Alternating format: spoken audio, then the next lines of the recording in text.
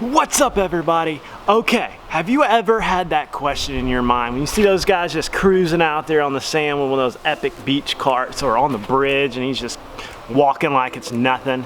Well, in this video, I want to talk about my main reasons I chose to get one of these beach carts. So here we go, guys. Roll intro. We're gonna talk about it. I got Jack. Oh, Jack's got one on the tree trunk. Like this forever. I wanna stay right here with you. Wanna stay right here with you. As the rest we fall. All right, I'm super pumped to get this thing home. Check it out. It's the new Warrior right here. Gently used. Just needs some tire pressure. So I'm talking about. Pretty pumped about this.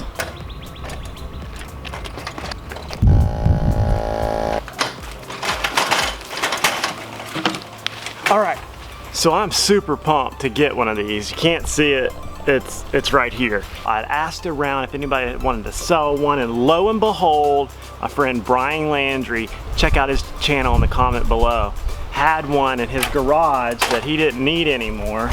Had flat tires, and so I was like, I'll take it. I've been really wanting to kind of get into the hardcore surf fishing because there's days that you can't kayak fish or boat fish, or you just don't have time to do all of that. You just want to run out there, run and gun style, and just do some surf fishing. So if you've been watching this channel a while, you have seen me struggling up and down the beach for like the last 3 or 4 years. Why? Because I was too cheap to buy a surf cart, a bridge cart, a fishing cart, whatever you want to call it. I was too cheap, and I always like to do just run and gun. 2 rods, a handful of fish baits, pocket, backpack. Just allows me to just run out there with a cooler, go in, go out, and I can go on about my business. Always tried to stay nimble, light, and just cruising. But I saw a lot of my other buddies out there, especially the shark fishermen, rolling up and down the beach with their fishing carts right here. They basically were able to go in and out fairly simply, not having to make multiple trips up and down the beach, especially if you guys are out there on like where you have to park a long ways away to get to that gut or that rip current or wherever you're trying to get, and you got to take it all in one load.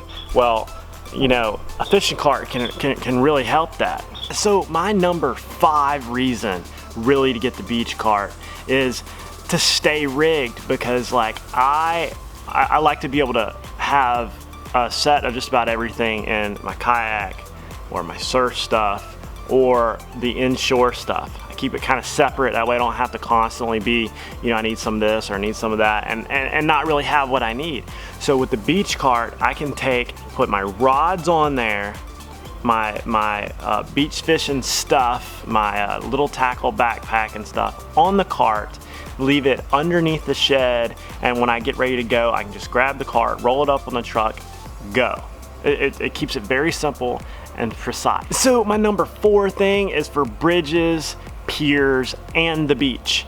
Is like with this one, I can take this this cart, hook it up to my bicycle, ride it down the road to the bridge here and fish if I wanted to, or I can ride it down to the beach here, just down our road. I can just wet a line while we're drinking some cold beers. I can put the cooler on it too. It's allowing me to do a lot of different things with one cart. I can take it on the fishing pier, and I can take it on the bridge or the beach. Now, I know a lot of y'all are gonna say, well, you need different tires. Well, when I get there, I get there.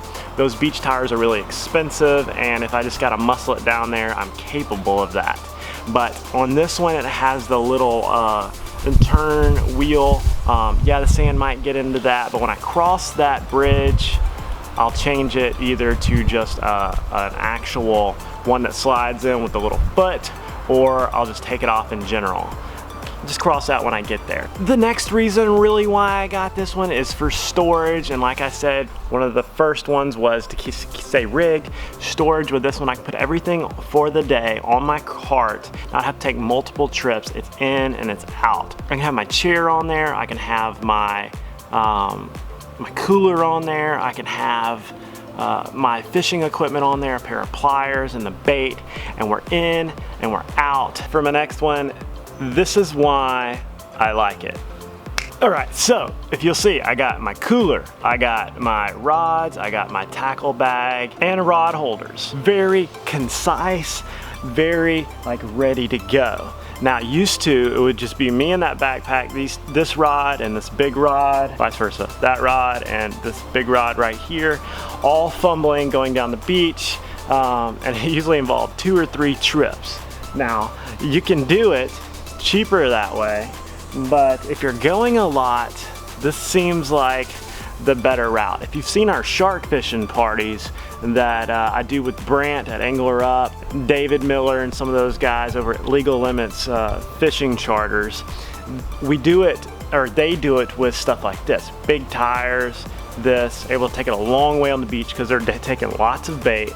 They're taking lots of tackle, lots of big rods, and it would be really hard without a fishing cart. So that is my main point. The last one being just sheer transportability, the ability to get to and from beach, pier, and bridge fishing very easily.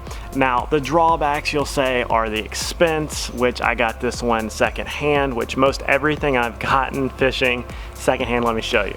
Look. This yellow kayak right here, 200 bucks secondhand. It's like a 2006 edition. You see this rod, the big rod here, the one right there, that one I got at a yard sale for 20 bucks. That is a Penn Spinfisher. The ugly stick I bought years ago. If you'll see that JigMaster right over there, which you've seen me catch a lot of fish on this channel with, got that from a yard sale. No, actually I got that on eBay for 10 bucks.